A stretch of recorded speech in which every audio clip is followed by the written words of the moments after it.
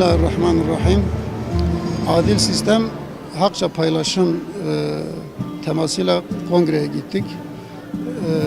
Bu Hüdapar biliyorsunuz 12. yaşında ve bu 5.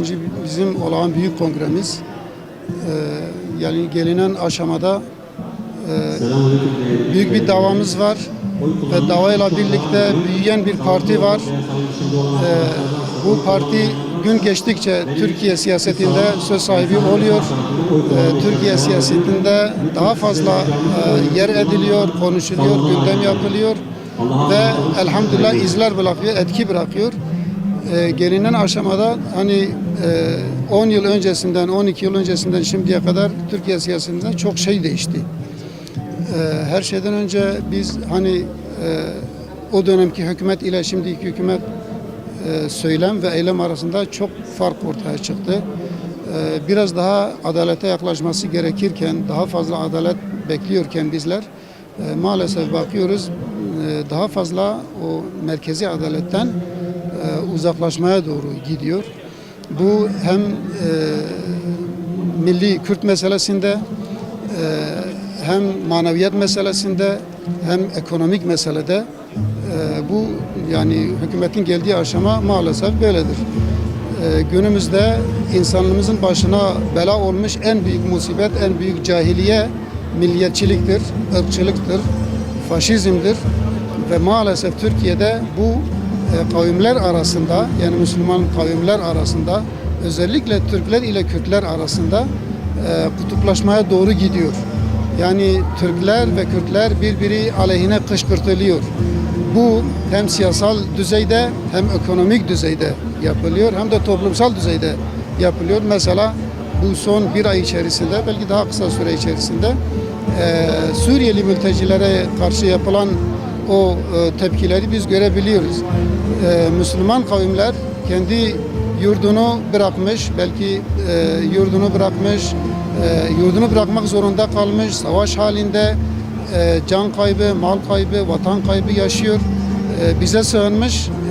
Bizim içimizde bu milliyetçilik duygularından, ırkçılık duygularından dolayı onlara karşı çok sert, çok kötü bir tepki oluşturulmuş, kovulmaya çalışılıyor. Bunlarla birlikte sadece Suriyeliler değil, Türkiye insanımız da yani Kürt olan Türkiye insanı hatta Müslüman kılıklı insanımız da bu tehlikeden nasibini alacak duruma seviyeye gelmiştir.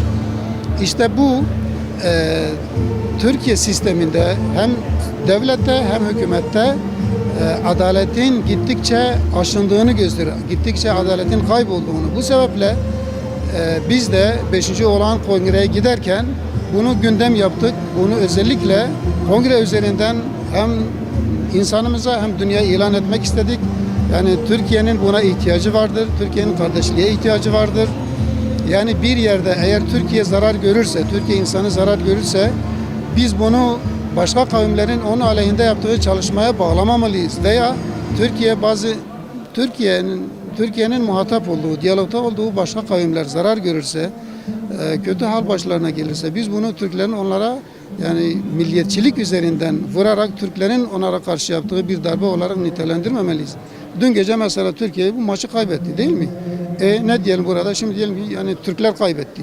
İşte Hollanda işte Avrupa insanı kazandı, Türkler kaybetti. Yani burada özellikle Türklüğü öne çıkarmak çok kötü bir şeydir. Türk insanı öne çıkarmak çok kötü bir şeydir. Önemli olan insanı ortaya koymaktır. Hüdapar'ın üzerinde kurulduğu esaslardan birisi insanı merkeze almaktır. Önce insan, öncelik adalet dediğimiz gibi işte bu kongrede de biz adil sistem ve hakça paylaşım dedik. Özellikle hakça paylaşım konusu mesela gelinen aşamada hükümetin içerisinde, devlet daireleri, kademeleri içerisinde israf had safhaya ulaşmıştır. Yani insanımız, yetkililer, etkililer israfta boğulmuştur. İsrafta boğulmuşlardır. İsrafın geldiği aşama diyebilirim ki Cumhuriyet döneminde tek partili dönemin yaptığı bile belki bu kadar olmamıştı. Hani şu anda biz muhalefeti sert bir şekilde eleştiriyoruz ya işte o CHP'dir işte Kürtlerin içerisinde ortaya çıkan partiler veya diğer muhalefetin ellerine geçen fırsatı kötüye kullanma durumunu anlattığımız zaman israf konusu. Ama yani hükümet bunların çok çok ötesine geçmiştir. Bunun önüne geçilmezse eğer yani bizi çok büyük felaketler bekliyor. Daha kötü felaketler baş gösterebilir. Yani istatistikler üzerinden gidilirse felaketler çok daha net bir şekilde ortaya çıkacaktır. O sebeple biz adil sistem, hak paylaşımı özellikle insanımıza, muhataplarımıza, seçmenimize ve hükümete yetkililere bunu iletmek istedik. Yani Türkiye devleti eğer yaptığı yanlışlardan vazgeçerse kavimlere karşı o zaman hak yerini bulur. Dil değerini bulur, Kürt değerini bulur, Türk değerini bulur. Türk, Türklüğüyle bu kadar şımarmaz, Kürt de o kadar mağduriyet yaşamaz.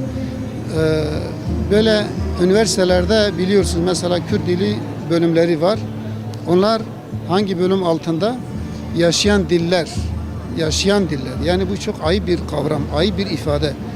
Yani sanki ölmemiş olan, halen veya can çekişen diller veya öldürülmemiş olan diller. Oysa ki sadece Türkiye'de belki resmi rakamlar 20 milyon diyor ama gayri resmi belki 50 milyonu da bulur.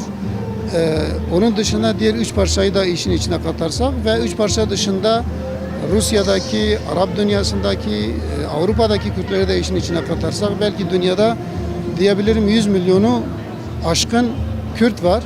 Ama 4 parça coğrafyada bütün haklardan mahrum bırakılmış. Özellikle etnik haklardan dil inkar ediliyor, kültür inkar ediliyor, kavmiyet unsuru inkar ediliyor. Ana dilde eğitim, ana dilde konuşma birçok şeyde sahada inkar ediliyor, reddediliyor.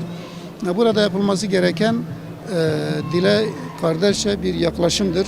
Biz Hüdapar olarak programımızda da dile getirmiştik. Siyasi değerlendirmelerimizde de yeri geldiği zaman dönem dönem gerek Sayın Cumhurbaşkanı gerek diğer hükümet yetkilileri de bunu sürekli paylaşıyoruz. Yani dile karşı bu tavrın mutlaka değişmesi lazım. Yoksa ne Türkler rahat eder ne Kürtler rahat eder. Adalet, huzur, barış, selamet eğer istiyorsa ki mesela bu sloganları bütün siyasi çevreler kullanıyor. İktidar partisi de kullanıyor, muhalefeti de kullanıyor. Herkes de bunu söylüyor. Eğer bunu gerçekten istiyorsak bunun kardeşlik esası üzerinde halledilmesi gerekir.